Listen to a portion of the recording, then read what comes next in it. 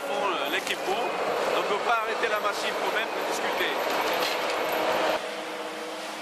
Donc on voit ici, je perçois une dizaine de riverains qui ne sont pas tout à fait d'accord.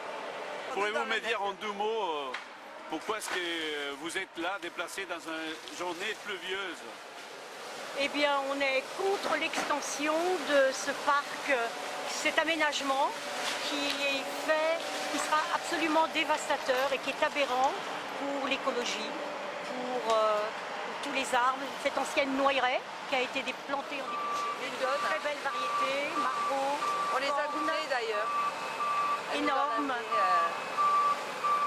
C'est quoi comme arbre, vous dites, noyer? Ce sont des noyers, oui.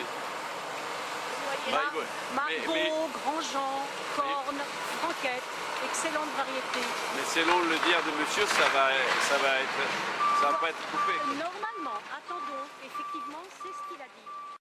Donc je suis avec Martin Flèche, un des adhérents de l'association des riverains qui s'oppose au projet Trekil. Martin, quelle est la première impression que tu retiens de cette mise en sécurité et des travaux de débroussaillage? Mon ressenti là, face à ce spectacle, c'est évidemment dans un premier lieu la tristesse, puisque c'est un lieu où il y avait de la nature et des animaux qui s'épanouissaient. Il y avait une grande variété d'arbres et cet écosystème il est mis en péril avec ce genre de chantier et ce genre de projets qui sont complètement aberrants.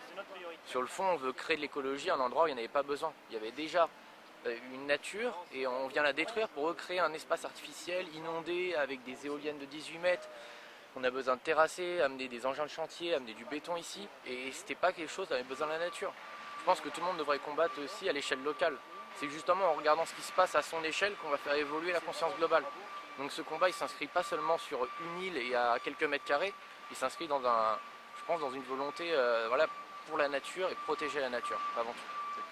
Tu avais parlé aussi d'une sorte d'action qui est amenée ici, action et travaux, qui revient à dire que c'est du greenwashing. Explique-moi pourquoi.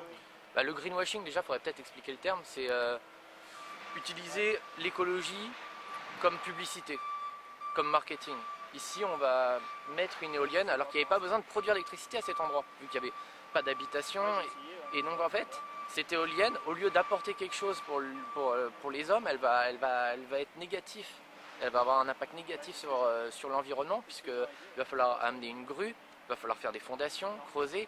Le bruit et toute la pollution que ça va générer, c'est évident que ça va être néfaste pour la nature. Donc voilà le concept du greenwashing. C'est faire passer des projets débiles sous couvert de l'écologie. Oui, mais c'est la création des emplois quand même. Là, nous avons 2 personnes qui sont employées.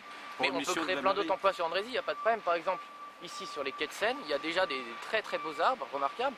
Et malheureusement, il y a des branches qui tombent et qui menacent les gens qui se baladent tous les dimanches. On pourrait déjà commencer par entretenir ces arbres. Ça peut paraître symbolique, mais c'est quelque chose que j'ai planté, donc j'ai vu grandir cet arbre, forcément. Et c'est quoi comme arbre, selon vous? C'est un noyer, ça permet aussi d'avoir une belle diversité des noyers ici sur cette île.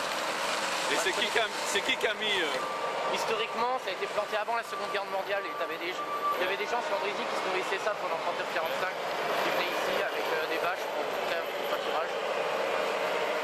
Alors regardez-moi, expliquez-moi, vous êtes riverain, j'imagine? Évidemment, moi j'habite ici depuis longtemps et ça ne pose plus de problème. Et vous croyez qu'ils vont couper cet arbre-là? Évidemment, c'est juste parce qu'il y a un panneau que pour l'instant ils le laissent, mais tout ça c'est voué en fait à être détruit pour faire un sentier, bétonné, installer des éoliennes de 18 mètres de haut. En fait, le problème c'est qu'ils essayent de créer de l'écologie à l'endroit où il n'y aurait pas besoin d'avoir un impact humain. Il y a déjà de l'écologie de base vu qu'il n'y a pas d'hommes sur cette île. Et le problème c'est que si on bétonne ici, du jour au lendemain, ça changera la vie sur l'île. Il n'y aura plus les oiseaux, il n'y aura plus les animaux, il n'y aura plus cet écosystème. Tout le monde se plaint du fait que la planète est en train de mourir, mais en fait je pense que c'est à son échelle qu'on peut gérer ce problème.